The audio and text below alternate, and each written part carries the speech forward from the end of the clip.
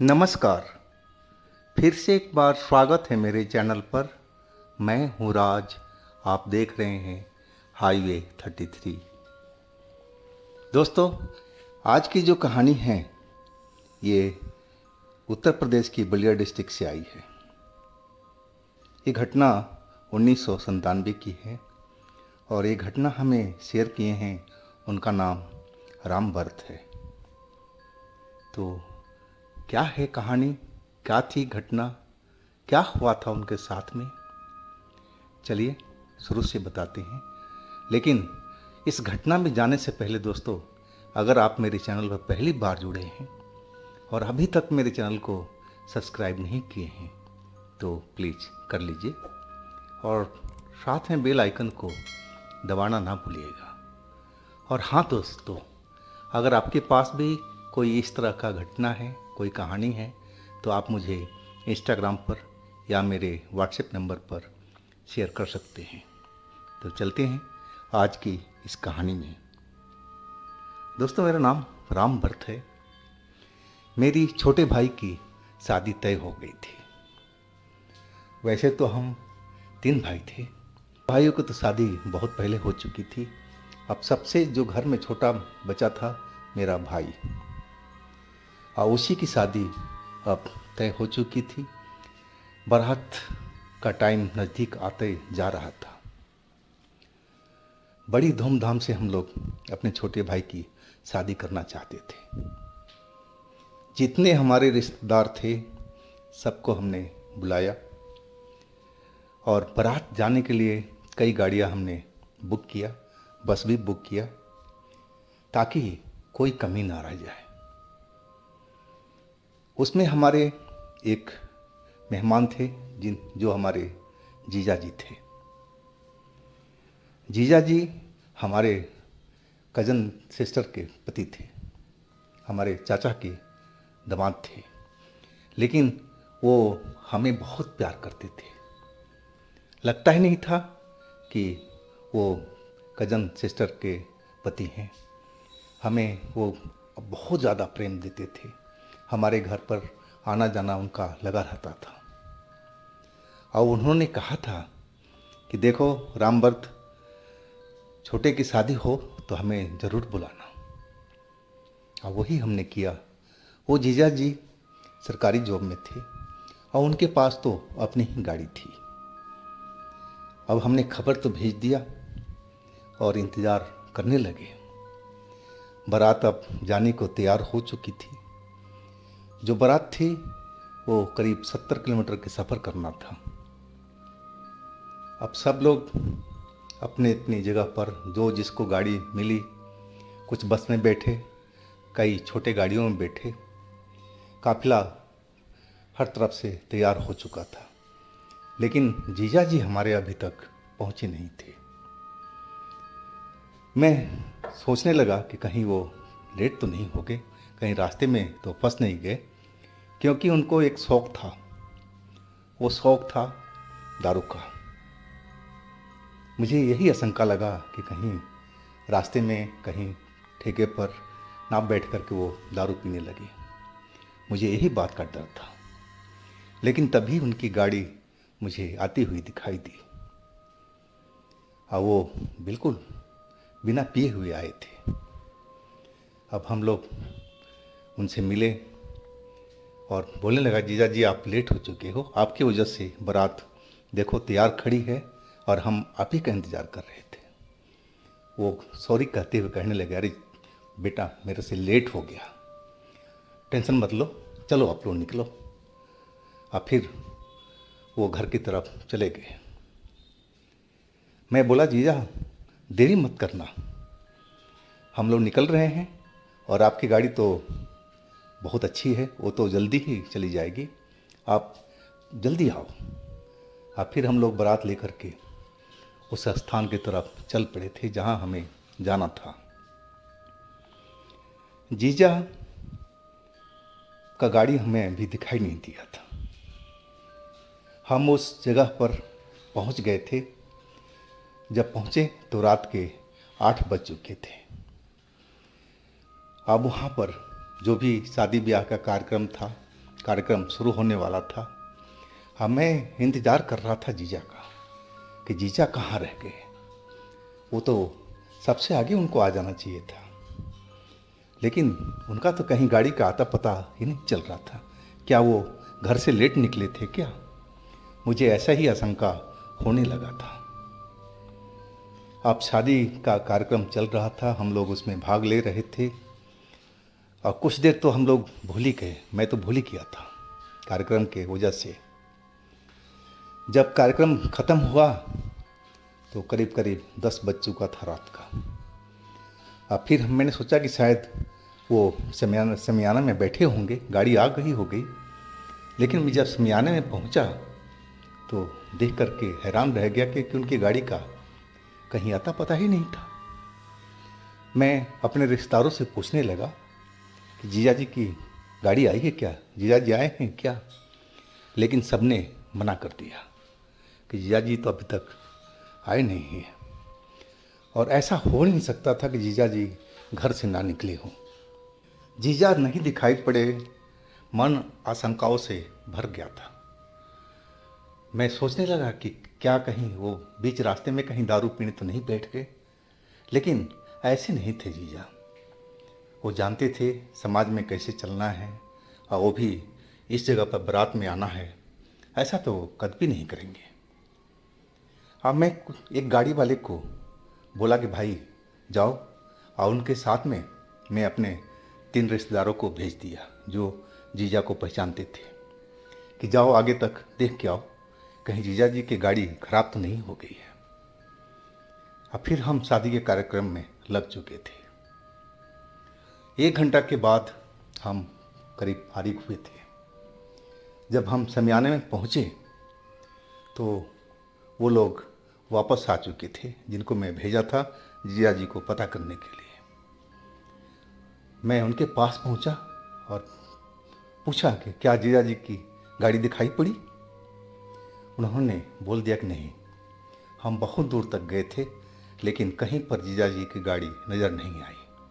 तो हम लोग वापस आ गए। अब मेरा दिमाग हिल चुका था कि आखिर जीजा जी कहाँ रह गए। मैं खुद अब जाने का सोच लिया। अब मैं अपने कुछ लड़के को साथ में लिया, 3-4 लड़के, और एक गाड़ी को तैयार किया और उसमें बड़ी वाली टॉर्च भी रख लिया ताकि ज़रूरत पर हम लोग आसपास में देख सकें। अब फिर मैं अपने पिताजी को और बड़े भाई को बोला कि बात ऐसी है, मैं जीजा जी को ढूंढने जा रहा हूँ। वो भी सुनकर के हैरान रह गए थे कि आखिर कहाँ रह गए वो जीजा जी। और बोले कि ठीक है तुम जाओ, बाकी हम लोग यहाँ पर संभाल लेंगे। मैं अब गाड़ी लेकर के निकल चुका था अपने लड़कों के साथ में जो हमारे जानने वाले थे। अब हम रोड से निकलते ही आसपास में देखने लगे थे। सीधा तो चल ही रहे थे लेकिन आसपास का जगह थी उस पर अपनी बड़ी वाली लाइट से रोशन करके देखते जा रहे थे। कुछ दूर जाने के बाद में मुझे एक होटल खुला हुआ नज़र आया। मैं उस होटल वाले के पास जा कर के गाड़ी रुकवाई। अब मैं होटल वाले के पास पहुंच गया। मैं होटल वाले से जाके बोला अपने जीजा की हुलिया बता कर के कि आपने देखा है? वो कहने लगा कि हाँ भाई, गाड़ी तो आई थी और यहाँ पर उन्होंने नाश्ता पानी भी किया था और कुछ दारू भी पिया था। अब मेरा मन व्याकुल हो चुका था। मैंने बोला कब की बात है ये? तो कहने लगे करीब 3-4 घंटा पहले की बात है। अब तो मेरा मन और व्याकुल हो चुका।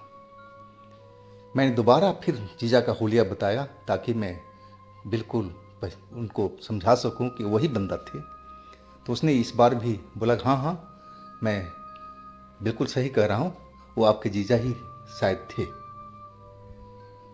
अब मैं गाड़ी में लौट आया और सोचने लगा कि आखिर जीजा जी इस जगह तक पहुँच गए, अब फिर कहाँ रह गए? कहीं उल्टी साइड में आगे तो नहीं निकल गए?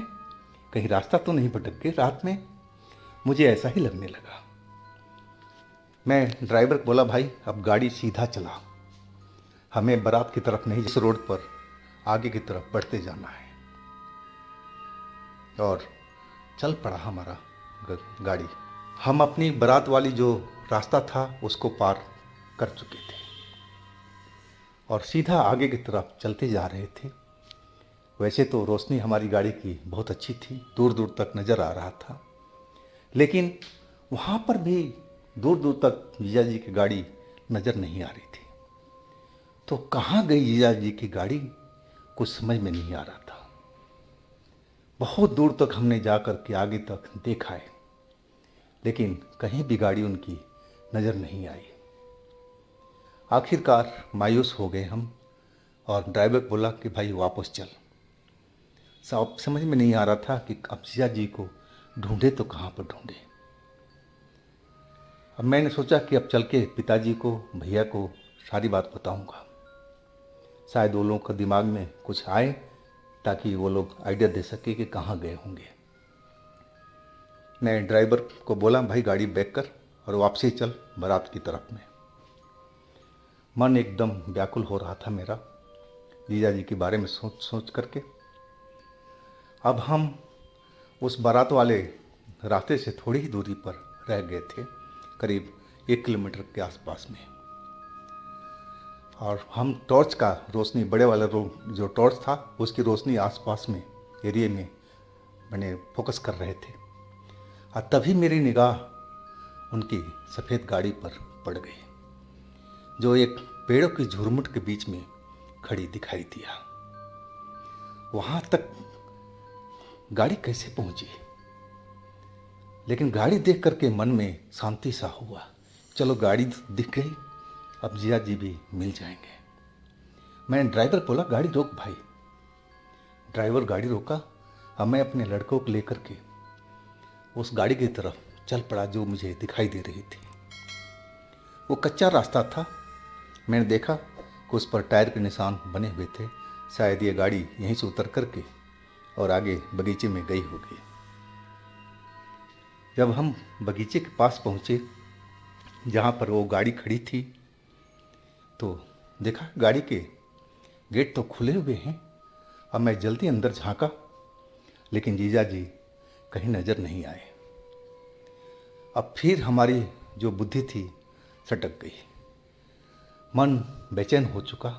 अब मैं जीजा जी को आवाज़ लगाने लगा कि जीजा जी कहाँ पर हो तुम, यहाँ पर क्या कर रहे हो, जल्दी आओ जीजा जी, बारात में चलना है, आओ जल्दी। मैं आवाज़ लगाने लगा और हमारे साथ में जो लड़के थे वो भी आवाज़ लगाने लगे और इधर उधर हम लोग देखने लगे कि आखिर जीजा जी खुली हुई गाड़ी छोड़ करके कहाँ जा सकते हैं। लेकिन हम लोग उस बगीचे में हर तरफ देख लिए और कहीं पर जीजा जी का पता नहीं चला। अब मन फिर मायूस हो चुका था। तभी एक सरकंडे की झाड़ियाँ जैसी थी, ऊंचा ऊंचा सरकंडा जैसा लगा हुआ था बगीचे की दाहिनी साइड में।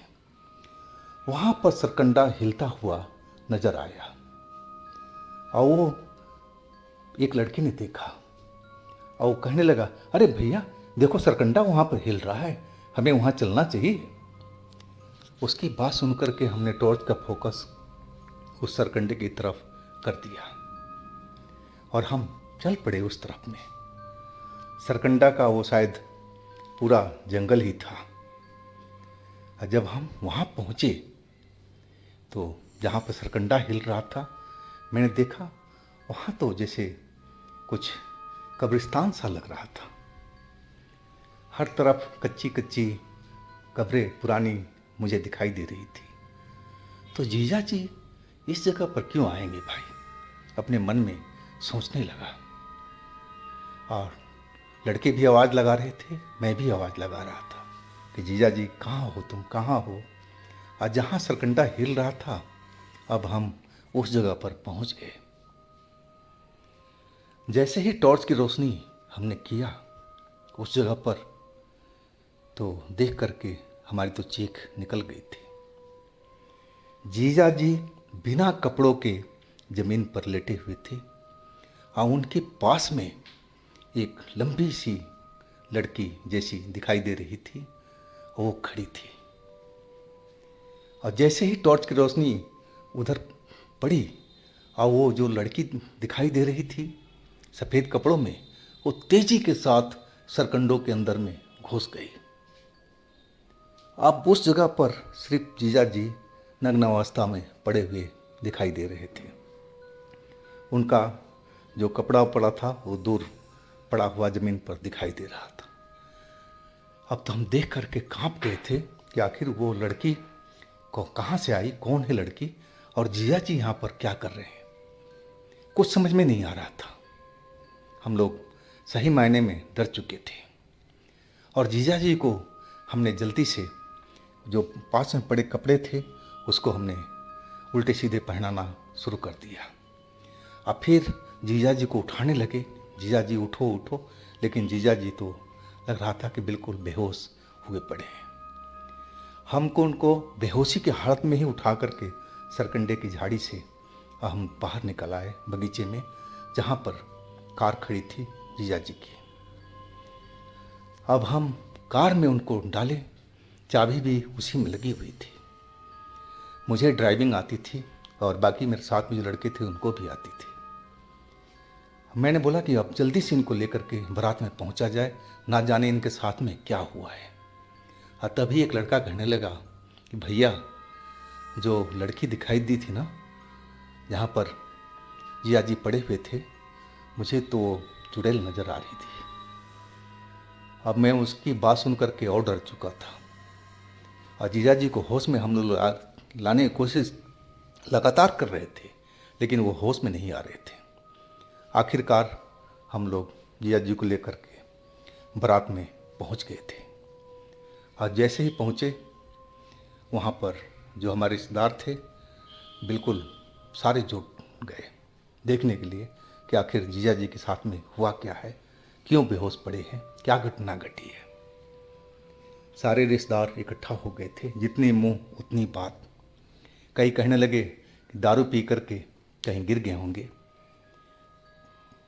जितनी मुंह उतनी बात सारे लोग बोल रहे थे, लेकिन हम जानते थे कि जीजा जी कहाँ मिले थे, लेकिन वो बात हमने किसी से नहीं बताया।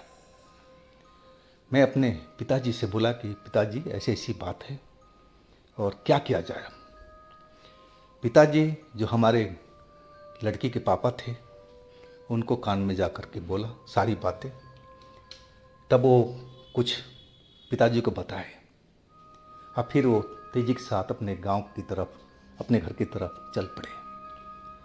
और जब आए तो उनके साथ में एक बुजुर्ग व्यक्ति था जो हाथ में छड़ी लिए हुए था।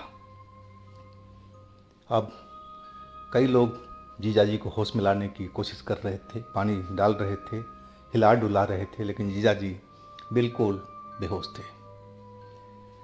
और वो जो बुजुर्ग लेकर के आए हमारे रिश्तेदार ने, लड़की के पापा ने, तो हमने बोला कि भाई आप लोग थोड़ा साइड दे दो, इनको देखने दो क्या हुआ है। बाकी लोग, सारे लोग अब शमियाना में जा कर के चले गए। अब हम और मेरे पापा, मेरे भैया उसी जगह पर थे और वो लड़की के पापा और वो जो बुजुर्ग थे वो एक जानकार थे तंत्र के। उन्होंने मेरे जीजा जी को देखा, उनकी आंखें की पुतलियाँ देखी, नब्ज देखा और देखते ही कहने लगे कि भाई इस पर तो चुड़ैल सवार है। अब चुड़ैल का नाम सुनकर के वाकई डर तो लग चुका था। अब पिताजी कहने लगे भाई जो भी है, अब जो सवार हो गए उसको उतारो, मेरे दामाद को ठीक करो। अब वो जो तंत्र के जानकार थे बुजुर्ग, वो लग चुके थे अपने तंत्र के काम में। काफ़ी देर तक, कम से कम 1.5 घंटा तक वो तंत्र का जाप करते रहे, मेरे जीजाजी को उठाने की कोशिश करते रहे। और 1.5 घंटे के बाद में जा कर के जीजाजी का होश आया था। और होश आते ही जब उठ करके बैठे वो, तो आंखें फाड़ फाड़ करके हर तरफ देखने लगे। वो खुद डरे हुए दिखाई दे रहे थे। मैंने जीजा जी से पूछा, जीजा जी आप कहाँ रह गए थे और उस सरकंडे के झाड़ी में क्या करने गए थे? वो बिल्कुल कुछ नहीं बोल रहे थे कुछ पल तो। फिर मैं उनसे दोबारा वही सवाल पूछा। तब जाकर के उन्होंने बताना शुरू किया कि देखो, हम तो अपने रोड पर ही चल रहे थे। उस होटल पर मैंने 2-3 पैग पिया था, कुछ हल्का फुल्का खाया था। तब मैंने सोचा कि चलो अब बारात में चला जाए। रास्ता तो मेरा जाना पहचाना था, तो उसमें कोई दिक्कत नहीं थी। लेकिन इस होटल से थोड़ी ही दूर आगे चला था तो मुझे एक रोड पर लड़की दिखाई दी थी, जो मुझे हाथ दे करके रोकने की इशारा कर रही थी। मैंने सोचा कि शायद उसी तरफ जाने वाली कोई लड़की है, लड़की जात है, मदद करना चाहिए। मैंने गाड़ी को रोक दिया और पूछा कि कहाँ जाओगे आप? वो गांव का नाम बताने लगी। खैर मैं बोला कि देखो, मैं जहाँ तक जा रहा हूँ वहाँ तक आपको छोड़ दूँगा, है कि उस गांव का जो नाम बता रही थी जीजा जी को पता नहीं था। अब लड़की तो बैठ गई और जीजा जी फिर कहने लगे कि वो लड़की बैठते ही कुछ गलत हरकत उनके साथ करने की कोशिश करने लगी और इस पर जीजा जी गुस्सा हो गए। और फिर जैसे ही जीजा जी गुस्सा हुए, उस लड़की ने उनकी आंखों में देखा घूर करके और फिर वो अपना होश खो बैठे थे। फिर उनको मालूम नहीं था कि उनके साथ में क्या हुआ है। जब उनकी आंख खुली तब वो शमियाने में नजर आए थे। इतना कहना था मेरे जीजा जी का। अब जीजा जी होश में थे, सब कुछ सही था। अब मैं एकांत में ले जा कर के जीजा जी को सारी किस्सा बताया कि आप सरकंडे के झाड़ी में, आपकी गाड़ी तो बगीचे में पार्क मिली, वो भी खुला हुआ, चाबी गाड़ी में लगी हुई, और आप सरकंडे की झाड़ी में जहाँ पर कब्रिस्तान साइड था वहाँ पर मैंने कुछ कच्ची कब्रें भी देखी थी, और वहाँ पर एक सरकंडे की झाड़ी के पास में आप बिना कपड़ों के मिले थे। और वहाँ पर हमने एक लड़की को भी देखा था जो टॉर्च की रोशनी पड़ते ही वो सरकंडों में कहीं जाकर के भाग गई थी। अब ये बात सुनने के बाद में जीजा जी बिल्कुल डर गए थे।